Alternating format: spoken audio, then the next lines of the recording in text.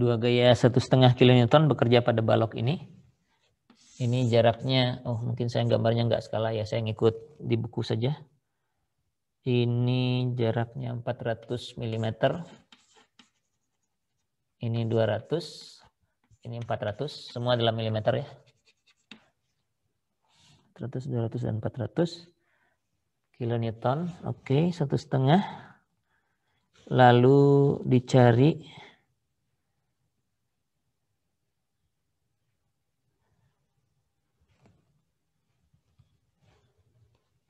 di bagian ini disebutnya potongan 1 gitu ya. Posisinya sembarang tapi di antara yang 400 mili ini ya, karena gaya gesernya sama ini ya. Di daerah ini nanti gaya gesernya akan sama, nanti kita bisa cek ya. Di penampang ini dan di sambungannya ya. Sambungannya belum kelihatan di sini. Penampangnya seperti ini, bukan sambungan, di bagian. Jadi penampangnya begini.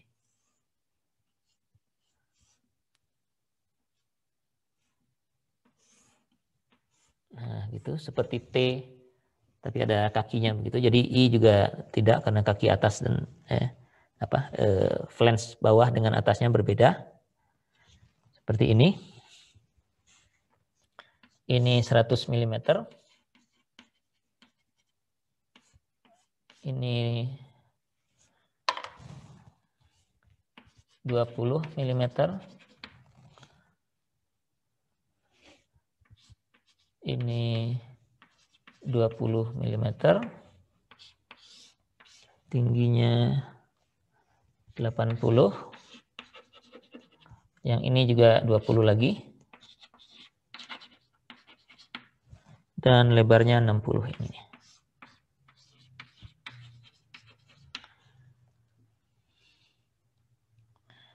Lebarnya 60. Posisi sentroidnya sudah dikasih tahu, jadi sentroidnya ada di sini. Jaraknya 68,3 mm dari bawah. 68,3 mm. Jadi kita tidak perlu lagi mencari sentroid, posisi sentroid sudah dikasih tahu. Dan inersia terhadap sentroidnya juga sudah dikasih tahu. I-nya adalah 8,63 kali 10 pangkat 6 mm pangkat 4. Ya. Oke, pertanyaannya, tentukan nilai tegangan geser di potongan 1 ya. Di potongan 1 ini, potongan 11 di titik ini. Ya, ada 2 mestinya di titik. Nggak perlu kelihatan ya. Di titik A ini, di mana A itu adalah di bagian perpindahan antara bagian yang lebarnya 100 dengan yang lebarnya 20 ini. Jadi nanti kita perlu ngitung B-nya, kalau B-nya 100 berapa tahu di A, dan kalau B-nya 20 berapa ya. Jadi ini beda pembaginya aja 100 dan 20 ya. Oke, nah formulanya jelas, kita mau pakai tau sama dengan gaya geser dikalikan dengan momen pertama dari penampang di atasnya, dibagi dengan inersia, dibagi dengan lebar ya. Nah, karena yang diberikan baru strukturnya, jadi kita harus cari gaya gesernya ya. Berapa nih gaya geser di potongan ini? Nah, ini bisa kita hitung. Saya bikin di sebelah sini saja. Kalau ini 1,5, ini 1,5 kilonewton.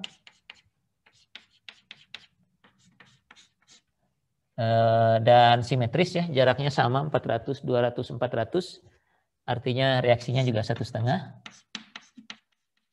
Newton di sini dan 1,5 kilonewton di sini ya. Begitu, dan diagram geser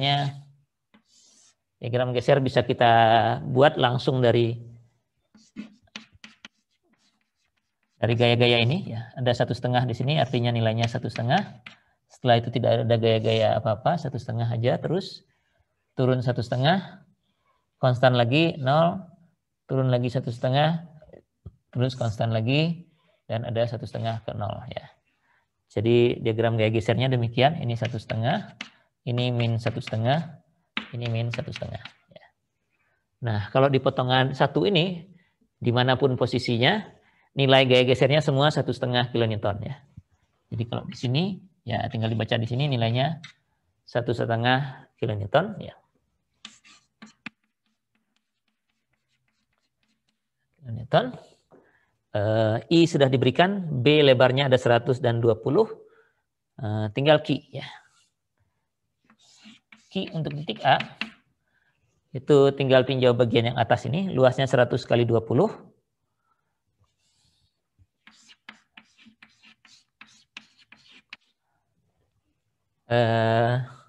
Jarak ke sentroidnya ini 68,3 dari bawah, sedangkan totalnya ini 20, 80, ini juga 20.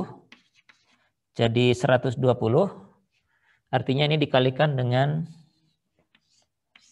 120 itu ke atas dikurangi 10, kurang 10, kurang lagi 68,3 gitu ya. Ya. Jadi ini adalah jarak dari sentroid bagian yang atas, karena titik A-nya ada di sini, sentroidnya ada di tengah sini, ke titik C, ke sentroidnya. Dan ini kalau dihitung oleh buku 83,4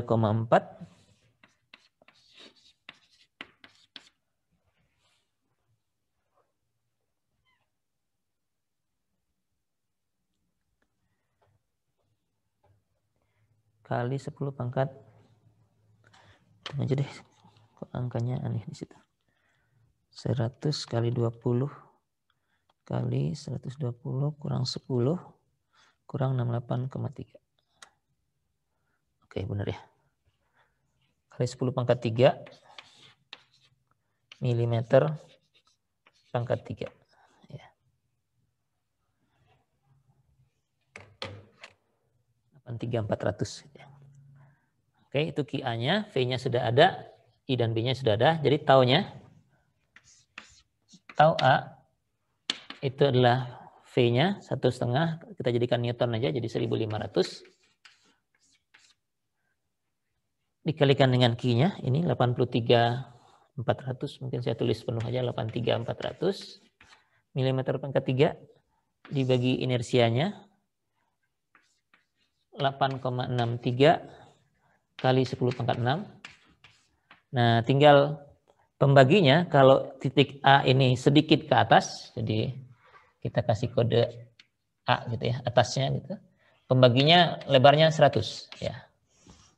Sedangkan kalau di bawah nanti di titik A tapi ikut yang sedikit di sebelah bawahnya, pembaginya 20 ya. Jadi ini kalau kita hitung 1000 terus kali 83,400 dibagi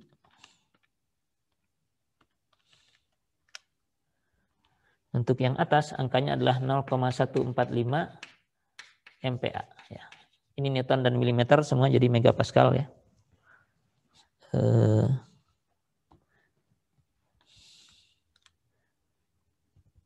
Ya benar ya.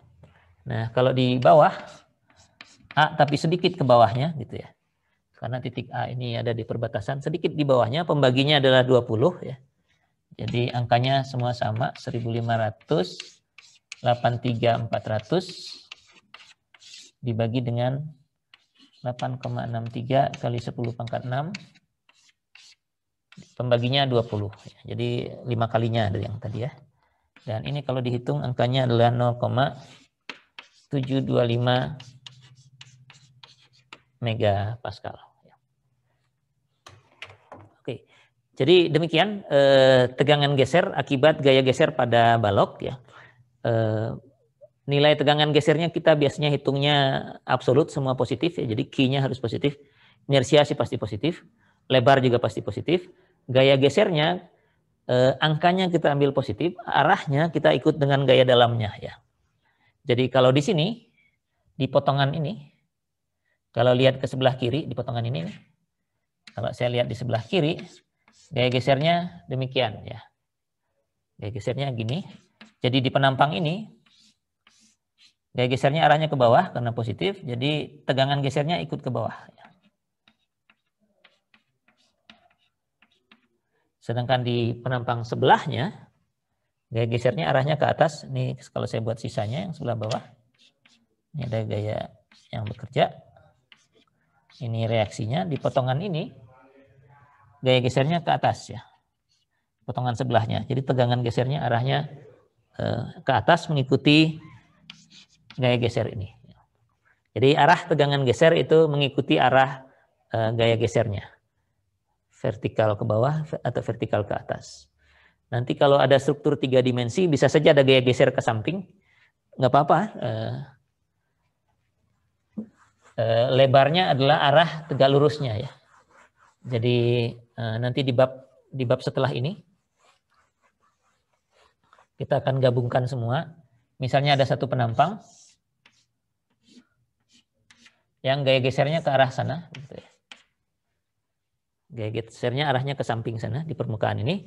Nggak apa-apa. Yang namanya lebar kalau begini, yang namanya lebar adalah yang ini ya. Untuk perhitungan gaya geser ini lebarnya adalah ini, tinggi ini ya. Jadi arah dimensi penampang dalam arah tegak lurus gaya gesernya.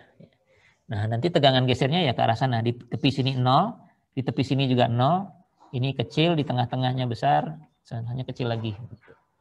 Begitu seterusnya. Kecil, lebih besar, kecil lagi.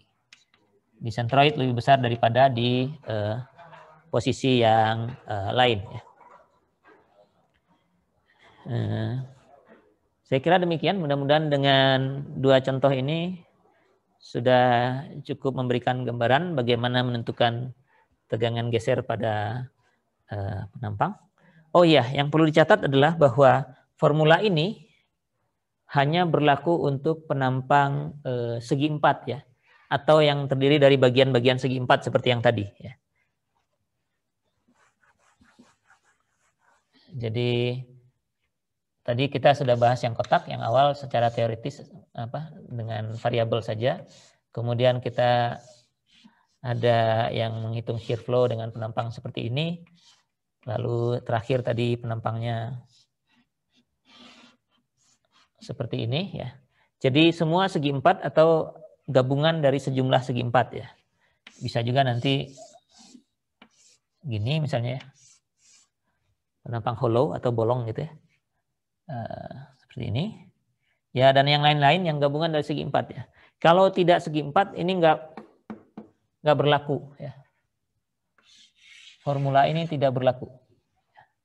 Penampangnya harus segi 4 atau bagian dari segi 4. Nah, kalau misalnya penampang yang ini, misalnya di sini nih. Di titik A. Kurang besar ya. Kecil kayaknya di layar, saya perbesar deh.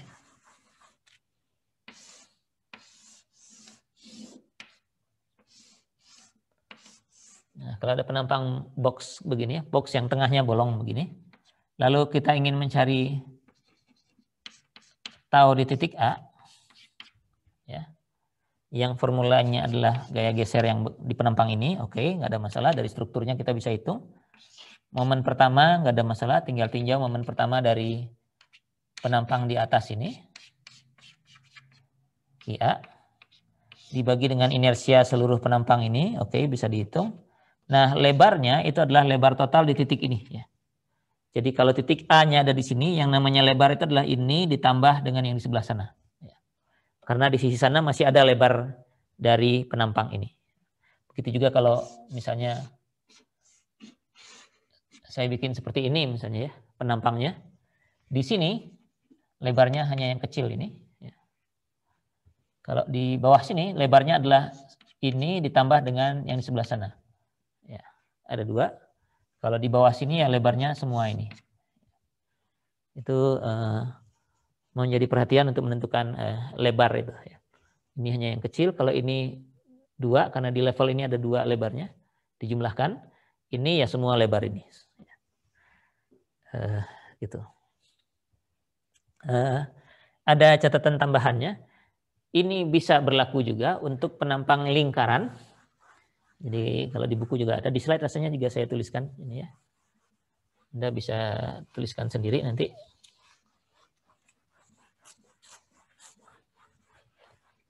Selain untuk segi 4, ini berlaku juga untuk penampang lingkaran. Tapi ada tapinya. Untuk penampang lingkaran berlakunya hanya di tepi atas, tepi bawah, dan ini kalau gaya gesernya vertikal ke bawah gini ya. Kalau gaya gesernya arahnya ke bawah, dan di tengah-tengah ini saja. Formula ini bisa dipakai.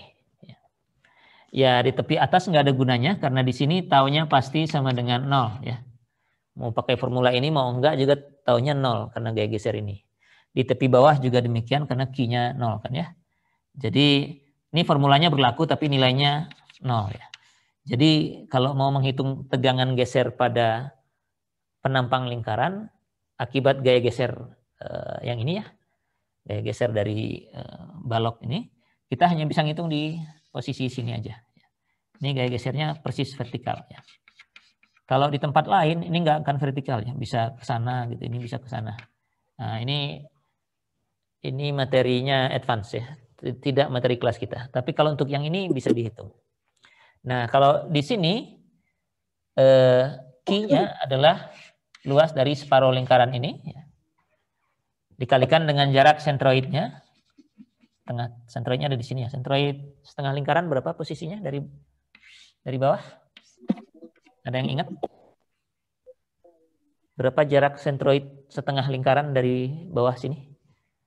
Dari bawah setengah lingkarannya? 4. Berapa ya? Kalau tidak salah, Anda pastikanlah Anda di rumah punya Google dan yang lain-lain. Rasanya ini 4R dibagi 3pi ya. Kalau tidak salah. Anda coba pastikan. Jadi Q-nya itu adalah luas setengah lingkaran dikalikan dengan jarak 4R per 3pi ini. I-nya inersia seluruh lingkaran. Inersia lingkaran itu pi, kalau pakai R itu pi per 4 ya. R pangkat 4. Kalau pakai D itu pi per 64 ya. D pangkat 4. Begitu. Lebarnya, karena kita ninjau di sini, lebarnya ya seluruh diameter ini ya. B-nya ya 2R ini ya. Untuk yang di sini. Jadi tinggal memasukkan angka-angka ini ke sini. Untuk penampang lingkaran hanya di sini yang bisa kita hitung tegangan gesernya menggunakan ini. Ini sudah ya. Oke, saya kira materi tegangan geser sampai di sini. Nanti saya akan berikan problem-problem seperti contoh yang tadi ya, tentu dengan penampang yang berbeda mestinya. Dan struktur baloknya mungkin bisa berbeda juga. Anda bisa kerjakan.